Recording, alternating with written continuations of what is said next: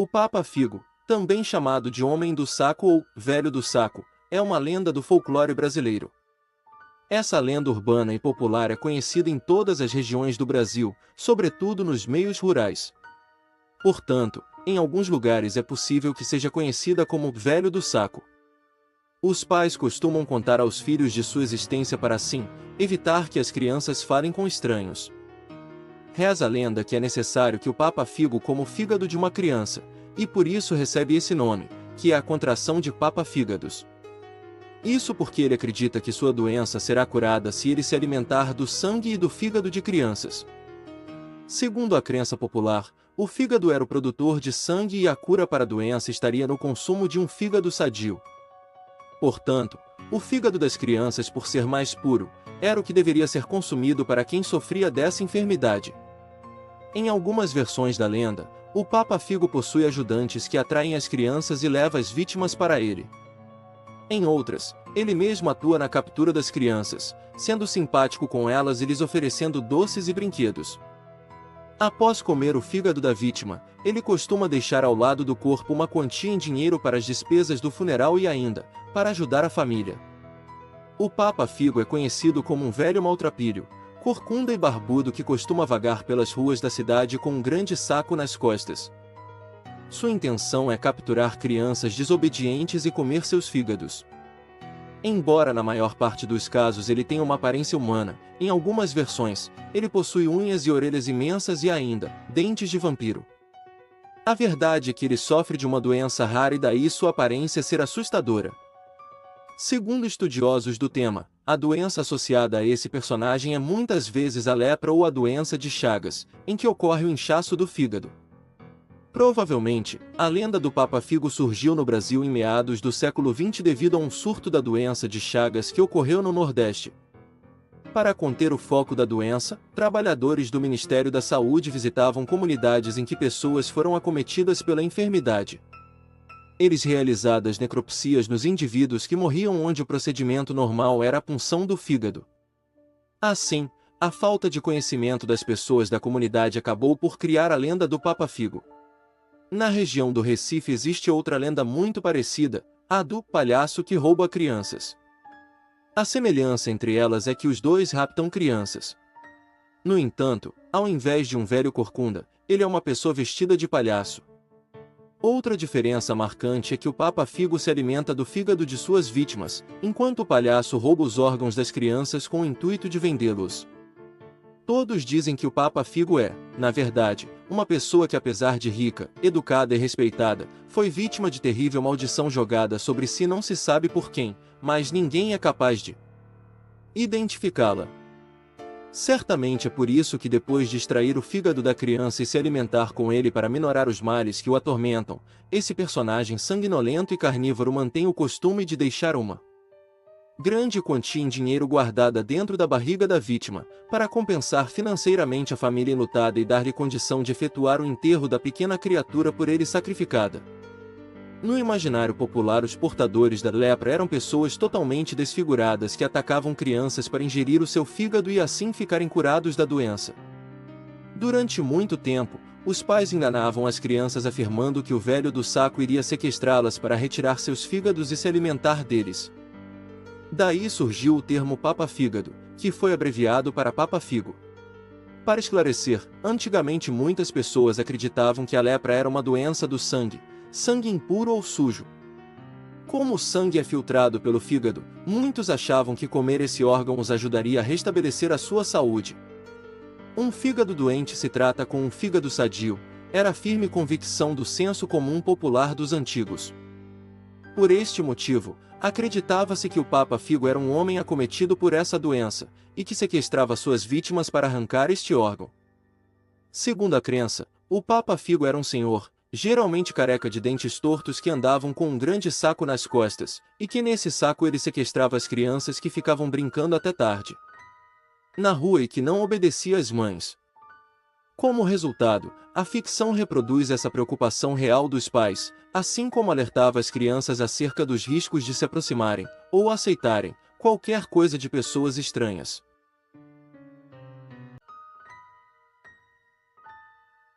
A Iara é uma lenda do folclore brasileiro, sendo também muito conhecida como Mãe d'Água. A lenda, muito conhecida na região norte do Brasil, fala de uma sereia que possui parte do corpo em forma de mulher e a outra parte do corpo em forma de peixe. A Iara tem sua casa no fundo do rio, possuindo grande beleza e riqueza. A Iara é uma das lendas mais tradicionais do folclore brasileiro. Na lenda, Iara usava desses atributos para atrair homens que passavam perto de seus domínios. Além da riqueza e da beleza, ela também usava da sua bela voz para atraí-los. Os que fossem seduzidos eram levados para a residência dela, localizada nas profundezas das águas, e não eram mais vistos. Na lenda indígena, conta-se que a Iara era filha de um pajé e era bastante famosa por ser uma exímia guerreira. As qualidades de Iara despertavam a inveja alheia, fazendo com que ela fosse vítima de seus irmãos, que se uniram para matá-la. Durante a emboscada, Iara resistiu e, na luta, matou todos os seus irmãos. Em seguida, ela fugiu, temendo que seu pai reagisse mal ao que tinha acontecido. O pai dela a encontrou e decidiu castigá-la, lançando-a no local de encontro dos rios Negro e Solimões. Ela, então, foi salva pelos peixes, assumindo a sua forma como é conhecida, parte peixe, parte mulher. No idioma tupi, o termo Iara significa Senhora das Águas. Acredita-se que se o homem consegue escapar dos encantos de Iara ele fica louco, num estado de torpor e somente um pajé poderá curá-lo. Dependendo da região brasileira, a representação da Índia pode diferir, por exemplo, na cor dos olhos e dos seus cabelos, que ora são escuros, ora são claros. A lenda da Iara é conhecida em várias regiões brasileiras e existem diversos relatos de pescadores que contam histórias de jovens que cederam aos encantos da tentadora sereia e morreram afogados de paixão. Apesar de todos os elementos indígenas, a lenda da Iara teria sua origem na Europa, estando presente, por exemplo, na tradição cultural dos gregos e dos portugueses. A lenda, então, teria sido trazida possivelmente durante o período da colonização e assumido elementos da cultura indígena. Essa lenda não estava presente na cultura indígena até o século XVII, pois, até então, não havia nenhuma lenda indígena que apresentava os elementos que caracterizam a Iara. A origem da lenda da Iara pode ser traçada na Grécia, local onde havia crença na existência das sereias, seres que seduziam os homens com um belo canto. Entretanto, as sereias para os gregos eram parte mulher e parte pássaro. A forma de peixe da sereia só surgiu em Portugal, por volta do século XV. Em Portugal também existia um ser mítico conhecido como Moura Encantada. Esse ser tinha a forma de uma bela mulher e oferecia riquezas para seduzir os homens. Acreditava-se que as mouras encantadas eram filhas de reis e príncipes mouros que protegiam as riquezas que eles deixaram para trás. Elas cantavam com o intuito de seduzir um homem que quebrasse o encanto que as prendia nessa condição. As mouras encantadas possuem muitos elementos em comum com a Iara. Em Portugal também se estabeleceu a crença na sereia, ser mítico que seduzia os homens com sua voz encantadora. Essa lenda, trazida ao Brasil pelos portugueses, teria sido relacionada pelos próprios portugueses com algumas lendas indígenas. A primeira dessas lendas teria sido a do Ipupiara, uma lenda que menciona um monstro que habita os rios e que saía deles para caçar e matar indígenas. Entretanto, o Ipupiara não possuía forma humana, mas somente de monstro. O Ipupiara, no entanto, não possuía nada em comum com Iara, além de ambos residirem no rio. Essa associação da Iara com o Ipupiara foi realizada pelos portugueses e só foi possível pelo desconhecimento que eles tinham da cultura indígena. Outra lenda indígena que foi associada com a Iara foi a da Cobra Grande, também conhecida como Boiúna. A Cobra Grande era uma cobra negra que habitava os rios, perseguindo os homens que ousassem cruzar os seus domínios. Não tinha forma humana e também não seduzia homem algum. Outra forma de enxergar essas relações é entender que a Iara pode ter se formado a partir da junção dessas diferentes lendas. A sereia portuguesa já era uma adaptação da sereia grega e, chegando aqui, outras lendas, como a do Ipupiara e do Boiúna, podem ter fornecido elementos que resultaram na Iara. Muitos também entendem que a Iara possui elementos da cultura africana a partir da relação dela com a orixá Iemanjá.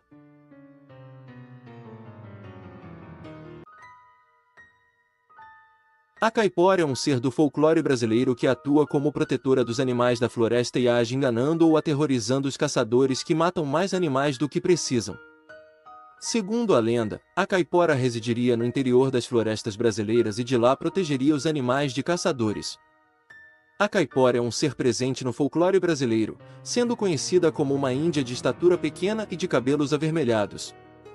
Muitos associam essa lenda àquela do Curupira, por causa de suas semelhanças.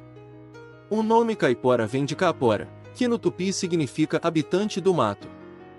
Existem relatos do século XVI que apontam para a possibilidade de essa lenda já existir desde esse período. A lenda da caipora possui muitas versões, variando de acordo com cada região do Brasil. Há notas de cronistas desde o século XVI que indicam a existência de um ser que aterrorizava os indígenas brasileiros. Isso foi registrado por viajantes que passaram pelo Brasil. Esse ser que aterrorizava os indígenas era entendido pelos europeus como um espírito maligno e era chamado Cajerre. A associação do Cajerre com a caipora se dá pelo fato de que o significado do termo é o mesmo do significado de caipora, habitante do mato. O termo caipora, no entanto, é derivado do tupi capora, mas a forma escrita com a letra I se popularizou. Existem algumas semelhanças da lenda da caipora com a lenda do Curupira. Isso fez alguns estudiosos cogitarem a possibilidade de a lenda da caipora ter sido derivada da lenda do Curupira. De qualquer forma, como vimos, a caipora é reconhecida como a guardiã dos animais, enquanto o Curupira é tido como o guardião das matas.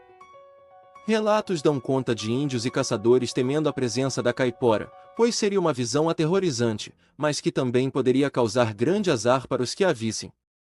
Assim, ambos usavam tochas no mato durante a noite, uma forma de afastá-la, porque acreditava-se que ela temia a claridade do fogo, a forma mais tradicional pela qual se conhece a caipora apresenta. Como uma índia pequena, com cabelos volumosos de cor vermelha. A caipora teria grande força corporal e pelos em seu corpo. Ela atuara enganando os caçadores, mas disse também que ela poderia realizar acordos com eles.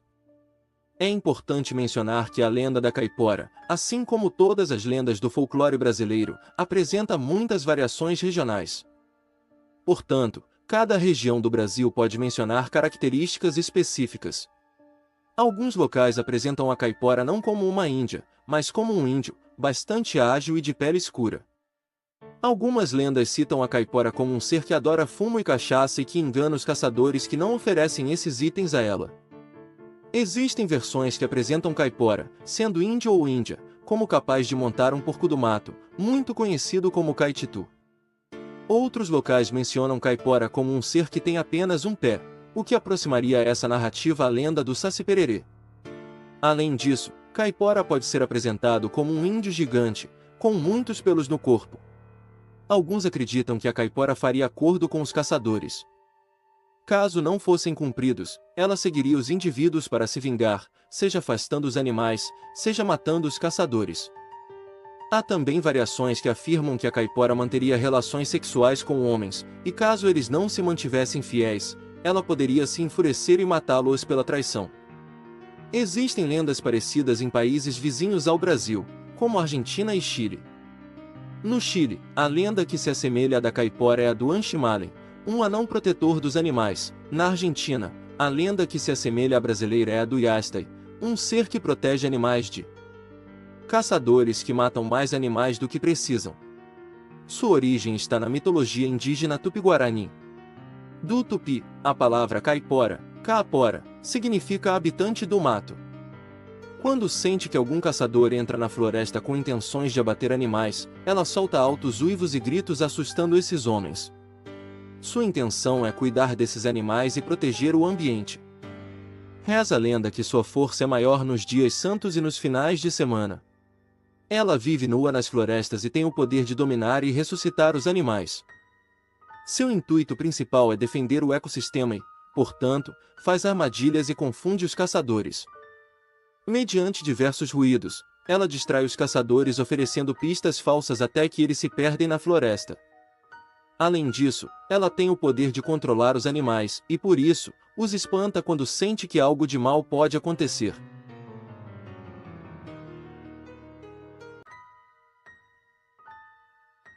Fala galera, no vídeo de hoje nós vamos falar sobre o Jurupari. Desta lenda em questão existem algumas versões. A mais conhecida é de que Jurupari é um demônio ou deus da escuridão e do mal, que visita os indígenas em sonhos, os deixando assustados causando pesadelos e maus presságios. A vítima é impedida por Jurupari de gritar, assim causando asfixia. Em algumas versões dizem que Jurupari arranca a língua das vítimas para assim elas não poderem gritar. Essa versão foi estimulada por religiosos como a personificação do próprio mal, descaracterizando as crenças indígenas sobre Jurupari. Jurupari pode aparentar várias formas: a de um homem com a boca torta que está sempre rindo, de uma cobra grande com braços, de um homem sábio, um bebê invisível ou somente uma presenta sem forma definida. A figura também é parte da lenda do Guaraná, na qual, por inveja de um pequeno indígena, que era estimado em toda a tribo, acabou se transformando em serpente matando a criança. Em outra versão, Jurupari para os índios é o espírito dos parentes mortos, um protetor da natureza. Só faz mal a caçadores que matam filhotes de animais se amamentando ou aves alimentando os seus filhotes. Alguns dizem que Jurupari não tem forma e aparece em pesadelos. Outros contam que ele é um pássaro chamado jacamim. Jacamim é um ave de porte médio com cerca de 49 centímetros de comprimento e 46 centímetros de altura, podendo pesar pouco mais de 1 kg. Existe o jacamim de costas verdes e também o de costas acinzentadas, e são comumente encontrados na região amazônica do Brasil. Existe também um ritual Jurupari, consiste em tocar um instrumento de sopro confeccionado com tronco de pixiúba, uma palmeira amazônica que produz um som cheio de grave. A cerimônia é um ritual de agradecimento à natureza pela abundância de pesca. Igualmente se louva a sabedoria dos espíritos ancestrais, que estão presentes através do material com que confeccionado o Jurupari. Neste ritual, está proibida a participação das mulheres. Outra versão dessa lenda conta que Jurupari é filho de Seuci. Conta-se que a Índia Seuci comeu uma pati, uma fruta que era proibida às mulheres quando se encontravam no período fértil. O suco da fruta escorreu pelo seu corpo até suas partes íntimas, assim meses depois foi descoberta uma gravidez. A descoberta causou indignação em toda a comunidade da aldeia. Como punição, a Índia foi expulsa, por decisão do Conselho de Anciãos. Distante da aldeia, Seuci deu à luz a Jurupari, o filho do deus Sol, conhecido entre os indígenas como Guaraci. Seu filho se revelou ser uma criatura sábia que viria ao mundo trazer novos costumes e leis para os homens. Por isso Jurupari é tido como legislador entre alguns povos indígenas. Com apenas 7 dias de vida, Jurupari já aparentava ter 10 anos e seu conhecimento chamou a atenção de todos, que passaram a ouvir suas palavras e ensinamentos de novos costumes, e ameaçavam a sociedade matriarcal e intitula o patriarcado. Jurupari realizou festas cerimoniais, onde somente homens podiam participar, e aproveitava para passar seus ensinamentos, o que acabou afastando ele de sua mãe. Inconformada pelos ideais e por saudade de seu filho, Seuci resolveu espiar em uma noite o cerimonial dos homens, ação que era considerada proibida, e a punição seria a pena de morte. Furtivamente ela entrou no território onde os homens estavam reunidos, mas antes do fim da cerimônia, Seuci acabou sendo atingida por um raio enviado por Tupã. Em diferentes versões o raio teria sido enviado supostamente por Jurupari, sem saber que se tratava de sua mãe. Ao se deparar com a situação, Jurupari foi chamado para ressuscitar a sua mãe, mas não fez, pois não podia abrir exceções em suas leis. Jurupari então disse: "Moreste, mãe, por que desobedeceste à lei de Tupã? E a lei que eu vivo a ensinar, não vou te ressuscitar, mas te recomendo, sobe, bela, radiante e pura para um mundo melhor. Cumpriste a verdadeira missão de mãe, que é cheia de amor, renúncia, desenganos e sofrimento. Meu pai irá recebe lá de braços abertos lá no céu." Cheio de luz, o corpo da agora considerada deusa começou a subir, atravessado o espaço e transformando-se na estrela mais resplandecente da constelação das Pleiade, permanecendo lá até os dias de hoje. Como lembrança da importância de respeitar as leis de Jurupari, o filho do Sol. Sobre o significado do nome Jurupari, algumas traduções dizem que significa sono ou pesadelo, e outras traduções dizem significar boca torta. Essa é uma lenda que acredita-se ter origem no Amazonas. Bom, o vídeo de hoje foi esse, pessoal, espero que tenham gostado. Um abraço e até a próxima. A lenda da cobra grande, também chamada de lenda da cobra grande da Amazônia, é muito popular nas regiões norte e nordeste do país. Esse personagem do folclore brasileiro, também conhecido pelos nomes cobra honorato, norato ou boiúna, é uma cobra gigantesca cujo habitat é as profundezas dos rios ou dos lagos. Seus olhos são luminosos e aterrorizam as pessoas que a encontram. Dependendo da localidade, Amazônia, Pará, Tocantins, Roraima, existem diversas versões dessa lenda, as quais foram passadas de geração em geração. A história mais comum por trás dessa personagem ameaçadora é da Índia, de uma tribo amazônica que ficou grávida da cobra boiúna. Ela deu à luz a 2 crianças gêmeas que nasceram com aparência de cobras. O menino recebeu o nome de Honorato, ou Norato, e a menina, Maria Caninana. Assustada com a aparência de sua prole, ela decidiu lançar seus filhos cobras no rio. A diferença entre a personalidade dos irmãos era notória. Ou seja, enquanto Honorato tinha um coração bom e sempre visitava sua mãe, Maria, por sua vez, guardava rancor e nunca foi visitá-la. Por conta de seu temperamento, Maria sempre estava assustando a população e os animais, ou mesmo naufragando embarcações. Seu irmão, que era o contrário, não gostava nada de suas ações. Assim, cansado e triste com os atos de sua irmã, ele resolve matá-la para pôr fim ao sofrimento de muitas pessoas. Algumas versões relatam que em noites de lua cheia Honorato adquiria a forma humana e podia caminhar pela terra. No entanto, quando passava a lua cheia ele voltava para sua vida nos rios. Acreditava-se que para quebrar o encanto, uma pessoa deveria ferir a cobra na cabeça, além de colocar leite em sua enorme boca. A questão é que com todos que ele falava, não tinham coragem, pois se assustavam com a criatura no momento que ele se transformava. Sem dúvida, ninguém queria enfrentar a cobra grande. Até que um dia, um soldado muito corajoso o libertou da maldição. Assim, Honorato pode viver na terra como uma pessoa comum e perto de sua família.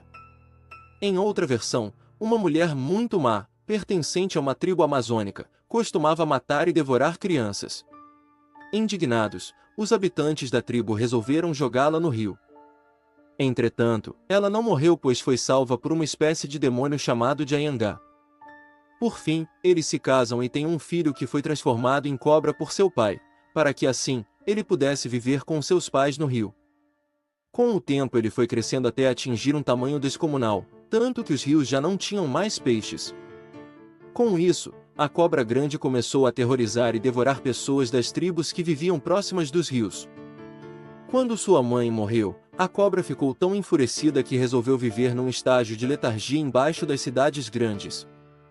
Noutra versão, quando morre sua mãe, a cobra grande fica triste e furiosa que seu olho torna-se tão brilhante que chega a soltar flechas de fogo.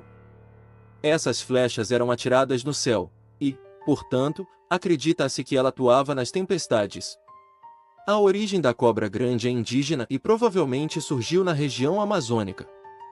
Hoje é uma das lendas mais conhecidas entre os habitantes que vivem próximos dos rios, os chamados ribeirinhos. Acredita-se que a cobra grande foi responsável por criar parte dos rios.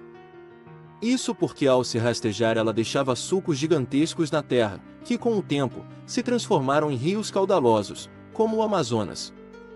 A verdade é que na região existem muitas cobras imensas que medem até 10 metros de comprimento e chegam a pesar mais de 200 kg. Destaca-se a cobra sucuri, também chamada de anaconda, boiaçu e boiúna. Conta-se ainda, a respeito da cobra grande, a história de uma moça que foi engravidada pela coisa má, ao beber um ovo de mutum que continha cabelo humano. Ao dar à luz uma serpente gigantesca, a moça foi amaldiçoada, fazendo com que o terrível ser a seguisse por toda a parte. Para livrar-se da maldição, a infortunada mãe escondeu-se do bicho que, não obstante, continuava a procurá-la. Finalmente, desiludida com o sumiço da mãe, a cobra voou para o céu transformando-se em estrelas. A cobra grande é hoje a constelação da serpente, que anuncia a chegada do verão na região amazônica. Muitas são as lendas envolvendo o mito da cobra grande. Esse mito já estava confuso na primeira metade do século XIV. E, portanto, bastante difícil determinar as várias formas da cobra grande e separar sua abordagem animal da divindade. Conhecida em determinadas regiões como Boiúna, a mãe d'água incutia terror nos nativos, que tinham medo de matá-la, pois acreditavam que assim atrariam a desgraça para sua tribo.